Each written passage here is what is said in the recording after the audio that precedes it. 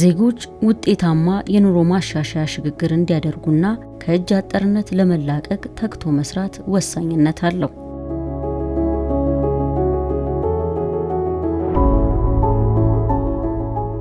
ከተሞችን ምቹ የመኖሪያና የመስሪያ ቦታ ለማድረግ መንግስት ከጀመራቸው ስር ነቀል የመንግስት ልማት ስራዎች በተጓዳኝ የማክሮ ኢኮኖሚ ማሻሻያ በማድረግ በዝቅተኛ የኑሮ ደረጃ ላይ የሚገኙ ነዋሪዎችን ማህበራዊ ኢኮኖሚያዊ ችግሮችን ለመቅረፍ ከዓለም ባንክ ጋር በመቀናጀት በተመረጡ የኢትዮጵያ ከተሞች ተግባራዊ የሆነውን የከተሞች ልማታዊ ሴፍቲኔትና ስራ ፕሮጀክት እየተተገበረ ይገኛል።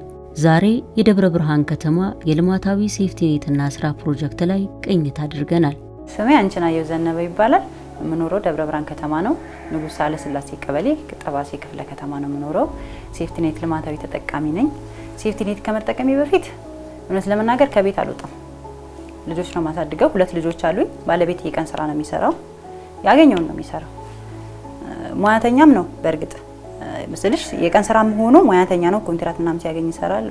ቧንቧ ኢንስታሌሽን ሰራተኛ ነው ይሰራል። ሻወር ቤት ምናምን ይሰራል። ኮንስትራክሽንም ይሰራል።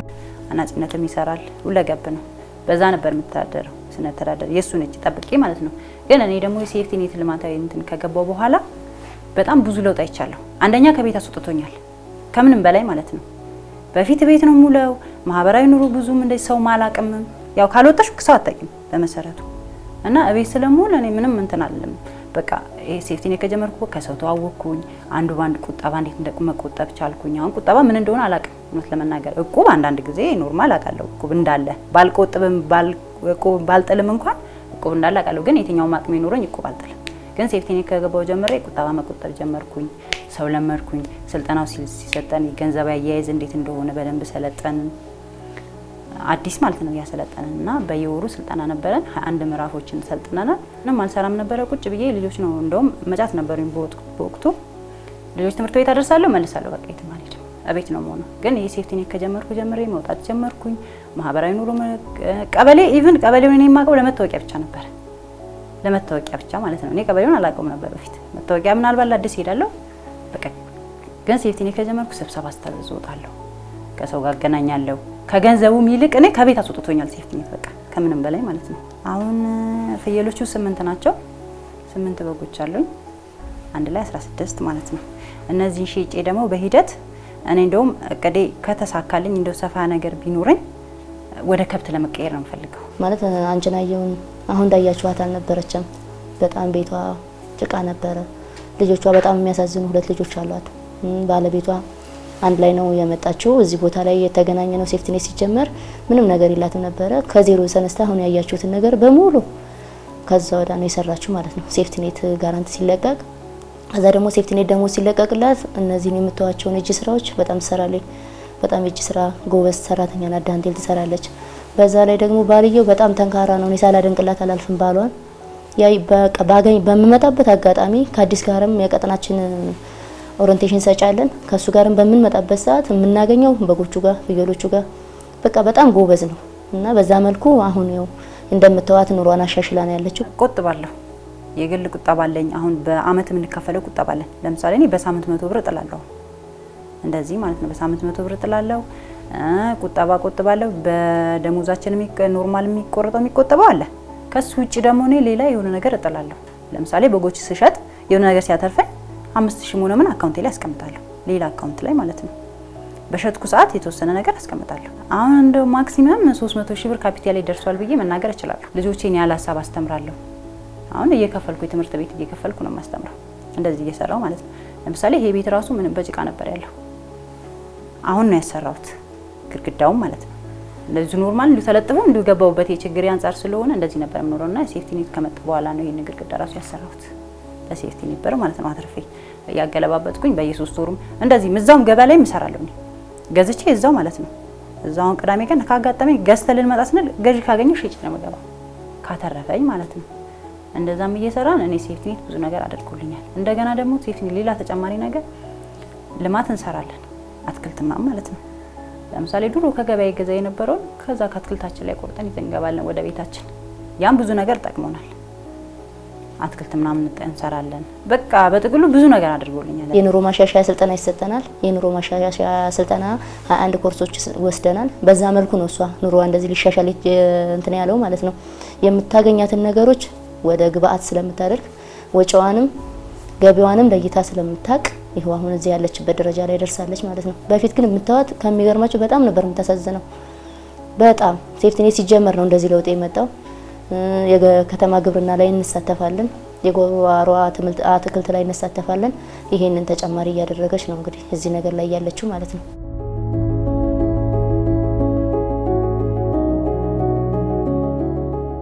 በኢትዮጵያ ተግባራዊ ሲደረግ የነበረው የልማታዊ ሴፍቲኔትና ስራ ፕሮጀክት ድጋፍ ተጠቃሚዎችን በዘላቂነት ራሳቸውን እንዲችሉ ከማድረግ ይልቅ የጠባቂነት እሳቤ እንዲፈጠር የማድረግ እይታ የነበረው ቢሆንም በዚህ ፕሮጀክት የኑሮ ማሻሻያ ድጋፍ ስርዓት ውስጥ ያለፉ ተጠቃሚዎች ግን ይህ አስተሳሰብን የሚሽር ውጤት እየታየባቸው ሆነው እንደቆዩ ይነገራል። ይህ ፕሮግራም ኢኮኖሚያዊና ማህበራዊ ተግባቦትን ያሳደገ ፕሮጀክት እንደሆነም ይነገርለታል። ሴፍቲኔት ተጠቃሚ ከሆንኩኝ ወዲህ በጣም ብዙ ቤተሰቦችን አግኝቻለሁ፣ እህትና ወንድሞችን አግኝቻለሁኝ። አንድ ላይ ስለምንሰራ አንድ ላይ ማህበራዊ ነገሮች አሉን፣ ብዙ ነገሮች አሉን። እቁብ እንጥላለን በጋራ፣ ቁጠባ እንቆጥባለን በጋራ። ብዙ አብረን እንድናሳልፍ የሚያረጉን ብዙ ነገሮች አሉ። ማህበራዊ ኑሯችንን አብረን እንድናሳልፍ ማለት ነው። ስለዚህ እቁብ እንጥላለን፣ የተለያዩ ነገሮችን እናደርጋለን፣ አብረን እናሳልፋለን ማለት ነው። ስለዚህ ቤተሰባዊነታችን የተሻለ ነው አብረን ማለት ከጀመርን ወዲህ።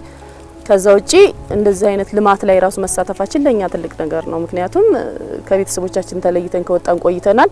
የምናርሰው መሬት አልነበረንም። ግን አሁን በእንደዚህ አይነት መልኩ ስንሰራ ደስተኞች ነን። ለኛ ጥቅም ማግኘታችን ብቻ ሳይሆን አብረን እንደዚህ ስናሳልፍ ራሱ ስሜቱ ጥሩ ነው። በፊት እንደዚህ አልሰራም ነበረ እና በዚሁ በሴፍቲኔት አጋጣሚ ነው በቃ ስወጣም ከሰውም ስተዋወቅ ምናምን እና ጉልት ላይ ሲሰሩ አየሁኝ። እንደውም እዛ 02 ቀጠና 2 ልናጸዳ ሄደን ነው ሲሰሩ አየሁኝ ኮብል ላይ እንደዚህ ምናምን። እኔ እጅ ስራ በፊት እሰራለሁ ግን የሚያሰራኝ ሰው የለም ነበር። ሰው ስለማላቅ አላቅም። ዲዛይን ላይ በጣም እችላለሁ እሰራለሁ ግን የሚያሰራኝ ሰው የለም። ግን ሴፍቲኔት ከገባው እንደውም ለመጀመሪያ ጊዜ ለዘነቡ እጅ ስራ ሰራውላት ዳንቴር ማለት ነው። ከዛ የሷን ሲያው ያም ሲያሰራኝ የሷን ሲያው ያን ሲያሰራኝ በጣም ብዙ ሰራውኝ ማለት ነው። ቢያንስ አንዳንድ ነገር ወጪ ለቤት ለሽንኩርት ለቡና አላስብም። በፕሮጀክቱ የሚሰሩ የአካባቢ ልማት ስራዎች የከተሞችን የመሰረተ ልማት፣ የአረንጓዴ ልማት ውበት በተጨባጭ የሚቀርፉና ዘላቂነት ያላቸው መሆናቸውን በማረጋገጥና በመተግበር ስራዎች በተግባር እየተሰራ እንደሆነ ባለሙያዎች ያነሳሉ። ሴፍቲኔት ላይ ነው እየሰራ ያለሁት፣ በሰሪ ኃይል ነው እየሰራሁ ያለሁት። ያው ጎን ለጎን ከሴፍቲኔት ከያዘው ፕሮጀክት ጎን ጎን የከተማ ልማት ላይ ነው ትኩረታችን። የኛው በሚገባው የሚሰሩትን ስራዎች ከሰራን በኋላ በትርፍ ጊዜያችን ደግሞ የከተማ ልማት ላይ እንሳተፋለን እና ብዙ ቦታ ነው ያለው። ይሄ አሁን እንደማሳያ የአትክልት ነው። ገብስም ዘርተናል። የገብስም ምርት አጭደን ብለን አሁን ለአይዶ እየተዘጋጀ ነው። ካሮትና ድንችም ነጭ ሽንኩርትም በሰፊ ማሳ ላይ ተዘርቷል። ከተማችን ላይ ብዙ ስራዎችን እየሰራ እንገኛለን ማለት ነው። እንደ ከተማችን ልማታዊ ሴፍቲኔት ብዙ ስራዎችን ሰርቷል። አንደኛ በአካባቢ ልማት ስራዎች ላይ ስንመለከት በአምስቱም ዘርፎች በደረቅ ቆሻሻ፣ በአነስተኛ መሰረተ ልማት ስራዎች፣ በተፋሰስ ስራ፣ በከተማ ግብርና ስራዎች ላይ በጣም ከፍተኛ ስራ እየሰራ እንገኛለን ማለት ነው። ከነዚህ ስራዎች እንግዲህ የመሰረተ ልማት ስራዎች ላይ በብዛት የሰራንባቸው ስራዎች አሉ። የሽንት ቤት ግንባታ አለ፣ የሼድ ግንባታዎች አሉ፣ ትምህርት ቤት ግንባታ በዚህ አመታት የሰራናቸው ስራዎች ናቸው ማለት ነው። ደብረ ብርሃን ከተማ የምግብ ዋስትናና ሴፍቲኔት ፕሮግራም ከጀመረ ኦልሞስት 4 አመቱ አካባቢ ነው። በዚህ 4 አመት ውስጥ በተለያዩ ዘርፎች ተጠቃሚዎችን መልምለን አስገብተናል። እንግዲህ የመጀመሪያው ተጠቃሚዎቻችን ጉልበት እያላቸው መስራት የማይችሉ ጉልበት እያላቸው ስራ ላይ እድሉን ያላገኙ ዜጎችን መልምለን የአካባቢ ልማት ስራ እንዲሰሩ የማድረግ ስራ ነው የሰራ ነው። በዚህም ቁጥራቸው ከ3662 አባወራ በላይ የሚሆኑ ተጠቃሚዎች አድርገናል። ሌላው ደግሞ በተለያየ ምክንያት ስራ መስራት የማይችሉ ግን ደግሞ የገቢ ምንጫቸው በጣም አነስተኛ የሆነ በቀጥታ ድጋፍ የሚደገፉ ከ2064 በላይ የሚሆኑ መልምለናል። ከዚህ ባሻገር ደግሞ ያው በተለያየ አጋጣሚ በሰው ሰራሽና በተፈጥሮ አደጋ ተፈናቅለው እዚህ ከተማችን ላይ ያሉ የተፈናቃይ አይዲፒ ዜጎችን ለመደገፍ የተፈቀደ በጀት ስለነበረ በ2017 ዓመተ ምህረት እንደዚሁ መልምለን ተጠቃሚ አድርገናል። 7142 የሚሆኑ የቤተሰብ አባላት በዚህ ፕሮግራም ታቅፈው እየተጠቀሙ ያሉበት ሁኔታ ነው ያለው።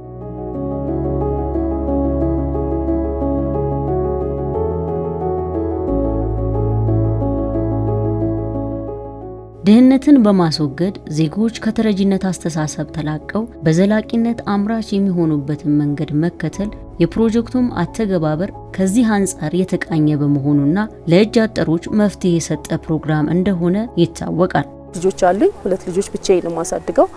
የቀን ስራ ነበር የሚሰራው በፊት። አሁን ግን ይችን ደሞዝ ካገኘሁ አሁን ደግሞ ተጨምሮልናል እግዚአብሔር ይመስገን። ስለዚህ ይችን ደሞዝ ካገኘሁኝ ወደ እሷን ወደ ቁብ አረጋለሁ። በእቁቡ ደግሞ የተወሰነ ነገር እንትን እያልኩኝ አሁን የራሴን ሻይ ቤት አለኝ። የራሴ ሻይ ቤት እሰራለሁ። የተለያዩ ነገሮችን እሸጣለሁ። ስለዚህ ትልቅ ጥቅም አለው። ካሉ ምርቶች ከ100% 20% ያህል ነው ገና አሁን ወደ ንግድ ወደ ገበያ ላይ የገባው። ከዛ ላይ ወደ 58 60 ሺህ ብር የሚሆን ቁጠባ ተደርጓል። ያ እንደ አጠቃላይ ገበያ ላይ ያለውን ክፍል የለም ምን የለም ያንን ነው እየሰራን ያለነው። በተጨማሪ ሁሉም ከዚህ ፕሮጀክት በኋላ ሁሉም ራሱን ችሎ ኑሮውን አሻሽሎ እንዲመራ ነው የሚፈለገው። ያንን እንደ እቅድ ይዘን ሁሉም ንግድ ላይ የተለያየ ስራ ላይ ተሰማርተዋል እና ከዛች ደግሞ ከዚህ ከሚያገኙት ከሰር ከሚሰሩት ምንዳ ውጪ ከዚህ ከልማት ከሚገኘው ውጪ የሚሰሩት እንቅስቃሴ ላይ በወር 200 ብር አንድ ሰው ይቆጥባል። ከ8 ወደ 8 ወር ምናምን ሆኖናል። እዛ ላይም ወደ 300 ሺህ ብር የሚሆን የግል ቁጠባ የአንድ ሰው 1600 ብርና ከዛ በላይ የሆኑ ቁጠባዎችን አስከብተናል። የአካባቢያቸውን ችግኝ በመትከል በመንከባከብ አረንጓዴ የማድረግ ስራ ይሰራሉ። ከዚህ በዘለለ ቅድም እንደተነሳው ትናንሽ መሰረተ ልማቶች በጉልበት የሚሰሩ መሰረተ ልማቶችን ይሰራሉ። እንግዲህ ትናንሽ መሰረተ ልማት ሲባል ለማህበረሰቡ ጠቃሚ የሆኑ እንደ የጋራ መጸዳጃ ቤቶች፣ መማሪያ ክፍሎችን መጠገን ማደስ ከተቻለም የበጀቱ ሁኔታ ነው እንጂ በአዲስ መስራት የስራ እድል መፍጠሪያ ሲመረቁ ሲወጡ የራሳቸውን ቢዝነስ ሲጀምሩ የሚገቡባቸውን ሼዶች የእርባታ ሼዶች እንደዚሁ የገበያ ሼዶችን እንሰራለን ማለት ነውና ከዚህ ባሻገር ምናልባት በከተማ ደረጃ እንደዚሁ አይድል ሆነው የተቀመጡ መሬቶችን አረንጓዴ ከማድረግ ባሻገር የከተማ ግብርና ስራ እንዲሰሩባቸው በማድረግና ገቢ እንዲገኝባቸው እንዲያመርቱ ቦታዎቹ በጊዜያዊነት ምርት እንዲሰጡ የማድረግ ስራ እንሰራለን ማለት ነው። በዚህም ሰፊ የሆኑ ገቢዎችን ለዚህ ለሴፍትኔት ተጠቃሚዎች እንዲያገኙ ያደረግንበት ሁኔታ በጣም ሰፊ ነው ማለት ነው።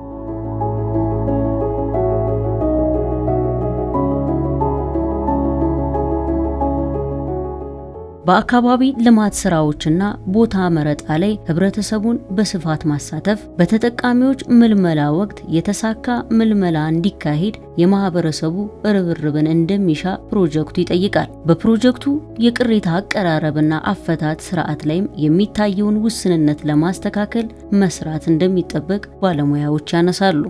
የዘላቂ ኑሮ ማሻሻያ አላማው ምንድነው? ዜጎች ራሳቸውን የምግብ ችግር አቃለው ራሳቸውን ችለው የሚኖርበት ሁኔታ እንዲፈጠር ነው። ስለዚህ ለዚህም የዘላቂ ኑሮ ማሻሻያ ላይ ተጨማሪ ገቢ ማስገኛ ለምሳሌ አይድል የሆኑ ቦታዎች የማይታረሱ የነበሩ ዝም ብሎ ክፍት ሆነው ምንም ነገር የማይበቅልባቸው የነበሩ ቆሻሻ ለዘመናት ቆሻሻ ሲጣልባቸው የነበሩ ቦታዎችን በማጽዳት ወደ ከተማ ግብርና በመቀየር ገቢ ማስገኘት ችለዋል ማለት ነው ለራሳቸው። በሁሉም ቀበሌ ላይ የገቢ ማስገኛ ቦታዎች አሉ። እንግዲህ ከነዚህ ውስጥ ለምሳሌ አሁን በካሮት፣ በሽንኩርት፣ በስንዴ በጣም ሰፊ በሆነ በዚህ አመት የተዘራ ስንዴ አለ። ያው አሁን ኦልሬዲ ለማጨድ ዝግጅት ላይ ያሉት እንግዲህ ወደፊት አሁን እሱ ወደ 25 እና ከዛ በላይ ኩንታል ይወጣል ብለን አስበናል ማለት ነው። የአንድ ቀበሌ ሴፍትኔት ተጠቃሚዎች ናቸው። ስለዚህ ይሄ ምርት ያው ራሳቸውን ይደጉማል ነው። ሄክታር 6 ሄክታር አካባቢ ነው። ከተረጂነት ወደ አምራችነት የመሸጋገርን ጉዞ ውጤታማ ማድረግ የሚቻለው በየጊዜው በመገምገም በሂደቱ የተገኙትን ልምዶችና ተሞክሮዎች በማስፋት እንዲሁም ድክመቶችን ማረም ሲቻል መሆኑ አያጠያይቅም። የልማታዊ ሴፍቲኔትና ስራ ፕሮጀክትም የተጠቃሚዎችን ህልም የማሳካት ሂደቱ ሚናው የጎላ ነው። ሴፍቲኔት ከመጣ ጀምሮ የራሱ የሆነ ስራ ጀምራለሁ። እንቅስቃሴ የግል ቁጠባዬንም የምቆጥበው ከሱ ላይ ነው። ህልሜ ምንድነው አሁን እንዳጋጣሚ እንጀራን እንትን ማለትና ለየሆቴሎች ማከፋፈል ነው። ያንን ማስፋፋት እፈልጋለሁ፣ ዘመናዊ ማድረግ እፈልጋለሁ። በጉልበት የሚሰሩ ነገሮችን ቀለል አድርገን ደግሞ በማሽን በማገዝ የተሻለ ስራ ለመስራት ነው እና ህልሜ የተሻለ ጥሩ የሆነ ጥራቱን የጠበቀ የእንጀራ ምርቶችን ማከፋፈል ላይ ነው። እኔ አሁን እቅዴ ማለት ነው የራሴ ያው ስልጠናም ስንሰለጥን የየራሳችን የስራ ዘርፍ እንሞላለን። ስንሞላ ያንን የስራ ዘርፍ ይዘን ነው የምንቀጥለው 3 አመት። በዛ ስራ ነው ውጤታማ ሆነን እንድንታይ የሚፈለገው። ስለዚህ እኔ ምግብ ቤት ነው ያልኩት። አሁን ሻይ ቤት ነው ብዬሻለሁ። በትንሹ ሻይ ቤት ከፍቼ እየሰራሁ ነው። ግን ምግብ ብሩ ከመጣልኝ በኋላ ይሄ 3 አመት ካለቀ በኋላ ትልቅ ምግብ ቤት ከፍቼ በቃ ሰራተኞችን ቀጥሬ በእንደዚህ አይነት መልኩ ነው መስራት የምፈልገው። የዚህ የልማታዊ ሴፍቲኔት ፕሮግራም አንዱ ይሄ የተረጅነት አስተሳሰብን መቅረፍ ነው። ፕሮግራሙ በአጭር ጊዜ ነው የሚከወነው፣ ረጅም ጊዜ አይቆዩ። ማክሲማም የሚቆዩ 3 አመት ነው። በ3 አመት ግን የስራ ልምምድ እንዲኖራቸው የራሳቸውን ቢዝነስ ፕላን እንዲሰሩ ምንድነው እንደ ቤተሰብ መርጠው የሚሰሩት ቢዝነስና የሚችሉት ቢዝነስ ምንድነው ካሁን በፊት ሲሞክሩት የነበረው በተለያየ ምክንያት ፌል ያደረገ ግን ደግሞ አሁን በስልጠና ብንደግፈው ሙያዊ ድጋፍ ብናደርግላቸው የካፒታል ድጋፍ ብናደርግላቸው ሊሰሩት የሚችሉትን ቢዝነስ መምረጥ ነው ዋናው አላማ። ይሄን ከመረጡ በኋላ ከ21 ኮርስ ያላነሰ ኮርሶችን ስልጠና ያገኛሉ። በሚሰሩበት ቦታ በቤተሰብ በቤታቸው ደረጃ ስልጠናውን ካገኙ በኋላ የገንዘብ ድጋፍ የዓለም ባንክ የሚደግፈን የገንዘብ ድጋፍ አለ። እሱን ከያዙ በኋላ የቁጠባ ልምምድ ካደረጉ በኋላ የራሳቸውን ቢዝነስ ጀምረው በ3 አመት ውስጥ ተመርቀው በቤተሰብ ደረጃ ገቢ ማስገኛ እንዲፈጥሩ ማድረግ ነው አላማውና በዚህ ረገድም እኛ ጋር የገቡት የከተማ ልማታዊ ሴፍቲኔት ካሁን በፊት ወደ 442 የሚሆኑ ያባወራዎችን አስመርቀናል። ይሄን ስናስመርቅ የራሳቸውን ቢዝነስ እንዲጀምሩ አድርገን ነው ተመረቁት ማለት ነው። እንሰራዋለን ያሉትን ቢዝነስ ከሰሩ በኋላ ቢዝነስ ፕላናቸውን ሰርተው ስልጣናቸውን ሲያጠናቅቁ የራሳቸውን የኢኮኖሚ ምንጭ ከጀመሩ በኋላ ከፕሮግራሙ ይወጣሉ ማለት ነው። የሴፍቲኔት ተጠቃሚዎች ተገቢውን የቢዝነስ ክህሎትና የቴክኒክ ስልጠና ወስደው በመረጡት የስራ መስክ ተሰማርተው ውጤታማ እንዲሆኑ በቂ ክትትልና ድጋፍ የማድረግ ስራ እንደሚከወን ባለሙያዎች ያነሳሉ። የህይወት ክህሎትና ገንዘብ አያያዝ ስልጠና 21 ሴክሽን ይሰጣል ማለት ነው። ያው እየተሰጠ ይገኛል። እሱም ለዚህም አመቻቾች አሉ። በየቀበሌው የተመደቡ አመቻቾች ይሄን በዋናነት ያው ዘርፉን እኔ ስለምከታተል በሁሉም ቀበሌ ላይ ሴፍቲኔት በገባበት ቀበሌ ውስጥ ሁሉም የዘላቂ ኑሮ ማሻሻያ ስልጠና የህይወት ክህሎትና ገንዘብ አያያዝ ስልጠና እየተሰጠ ይገኛል። ይሄ ከዚህ ባሻገር ደግሞ እንግዲህ በዘላቂ ኑሮ ማሻሻያ ማዕቀፍ ውስጥ ተጠቃሚዎቻችን በዚህ ደሞዝ ብቻ እንዳይወሰኑ ተጨማሪ ገቢ ማስገኛ ስራዎችን ይሰራሉ። የሚሰጡን ስልጠናዎች አሉ። በዚህ በከተማ ግብርና ላይ የሚሰጠን ስልጠና በአግባቡ ዘርተን የዘራነውን ነገር መከታተል እንዳለብን። ለምሳሌ አሁን እዚህ ብቻ ስንዴ ብቻ አይደለም፣ ችግኝ አለን፣ ግሪን ኤሪያ አለን። እኛ በራሳችን ያለው በትክክል መንከባከብ እንዳለብን ዘርተን ዞር ማለቱ ትርጉም ስለሌለው ማለት ነው።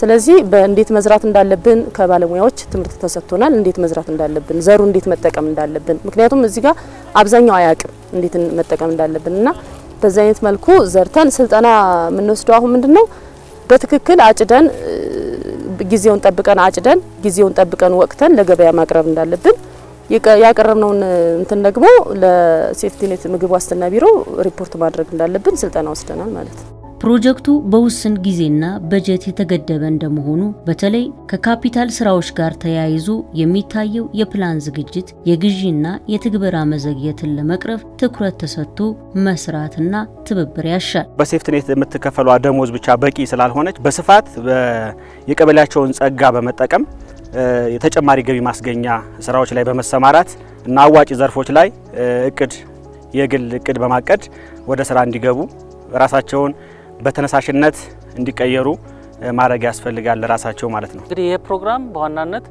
ውጤታማ ለመሆን የብዙ ኃይሎችን ርብርብ ይፈልጋል። ራሱ ተጠቃሚው ከዚህ ከምግብ ዋስትና ከወጣ በኋላ የራሴ ኢኮኖሚ ይኖረኛል የሚል ኃይለኛ የሆነ ያስተሳሰብ ለውጥ ያስፈልገዋል። ከማህበረሰቡ ደግሞ ማንኛውም የግልም የመንግስትም የሃይማኖት ተቋማትም ይህን ፕሮግራም የተሻለ ደረጃ እንዲደርስ የሚችሉትን ድጋፍ ማድረግ አለባቸው።